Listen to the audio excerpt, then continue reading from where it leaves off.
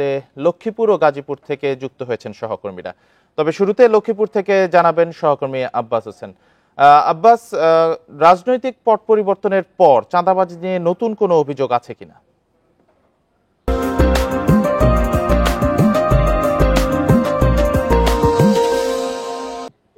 আসলে এই সরকার পতনের পর যারা নিয়মিত বিভিন্ন বাস স্ট্যান্ড, বিভিন্ন এই যে বাজার বা কাঁচা বাজার, বিভিন্ন যে ঘাট, যেখান থেকে নিয়মিত যেসব লোকগুলা যে চাঁদা তুলতে, অর্থাৎ যে পরিচিত লোকগুলা ছিল চাঁদা তোলার জন্য, তারা কিন্তু সরকার পতনের পর কিন্তু তাদেরকে আর আমরা দেখছি না। তবে এখনো নতুন করে কিছু লোক গোষ্ঠী তারা কিন্তু উকিঝুঁকি দিচ্ছে বিভিন্ন বাস টার্মিনাল, কাঁচা বাজার, গরুর বাজার বা এই যে বিভিন্ন যে ঘাটে, অর্থাৎ যেসব ঘাটে কিন্তু লঞ্চ বা চলাচল করে সেখানে কিন্তু এগুলা কিন্তু প্রশাসনের তৎপরতার কারণে কিন্তু আমরা এখন পর্যন্ত যেইভাবে যে চাঁদা তুলছে আগে, সেটি কিন্তু এখন পর্যন্ত আমাদের চোখে পড়ে নাই। তবে আমি এখানে কয়েকজন বাজারে, যেমন মাছ বাজার, আজকে কয়েকজন ব্যবসায়ীর সাথে কথা বলেছি।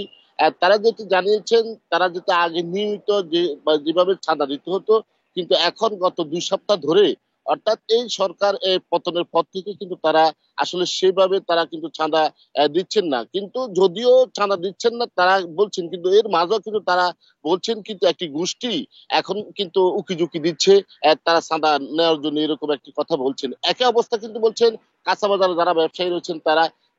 এর বাইরে কিন্তু আমরা মরিচৌধুরী ঘাট, যে ঘাটে প্রতিদিন লক্ষ লক্ষ টাকা একসময় চাঁদাবাজি করা হতো, কিন্তু সেখানেও কিন্তু কথা বলছি আমরা ব্যবসায়ী বা সেখানে যারা পরিবহন চালক রয়েছে বা যারা এই যে ঘাটে আসা যাওয়া করতো, মাছ ঘাট থেকে শুরু করে সব জায়গায়, কিন্তু এখন পর্যন্ত যেভাবে চাঁদা তোলার কথা বা যেভাবে চাঁদা উঠানোর কথা সেটি কিন্তু নাই। আমরা লক্ষ্মীপুর পৌরসভার বিভিন্ন স্পটে দেখেছি আগে প্রকাশ্যে, এবং যেভাবে চাঁদা তুলতো 20 টাকা, 50 টাকা, কোনো কোনো জায়গায় 100 টাকা, এখন কিন্তু সেটি দেখা যাচ্ছে না। অর্থাৎ আইন শৃঙ্খলা বাহিনী বা সেনাবাহিনী থাকার কারণে মূলত এখন সেটি নাই বললে চলে। তবে ব্যবসায়ীরা বলছেন যদি এইভাবে যদি চাঁদা তোলা না হয়, তাহলে তারা ব্যবসা করতে একদিকে তারা শান্তি পাবে, অন্যদিকে পরিবহন খাতে যেটি অনেক সময় ভাড়া বাড়তো সেটি কিন্তু কমবে, এমনটি চালকরা বলছেন। তবে মানুষ যেটি বলছেন, এইভাবে যদি চাঁদা তোলা না হয়, তাহলে মানুষের ব্যবসা এবং যাতায়াত সব দিকে মানুষ শান্তিতে থাকবে, এমনটি এখানকার মানুষ আশা করছেন।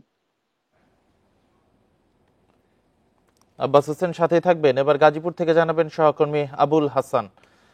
আবুল হাসান, গাজীপুরের বাজারে চাঁদাবাজির কোনো অভিযোগ আছে কিনা?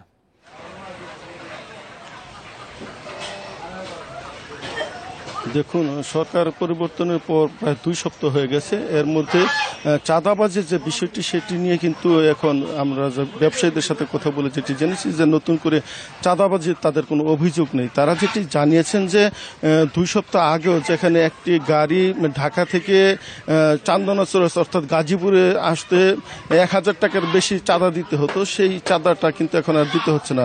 তারা যেটি বলছেন যে পুলিশ সহ বিভিন্ন পরিচয়ে সংস্থা সমিতির নামে এই চাঁদাটা আসলে দেওয়া হতো, এবং সাথে সাথে যার যে ব্যবসা প্রতিষ্ঠান রয়েছে সেই ব্যবসা প্রতিষ্ঠানেও কিন্তু অনেক চাঁদাবাজ আসতো, তাদেরকে 100 টাকা 50 টাকা হারেও কিন্তু দিতে হতো। ফলে এই যে চাঁদার যে টাকার অঙ্কটা সেটার সাথে পণ্যের যে দাম সেটি মিলে ব্যবসায়ী কিন্তু লাভের আশায় সেখানে পণ্যের দাম একটু বাড়িয়ে দিতে বাধ্য হতেন।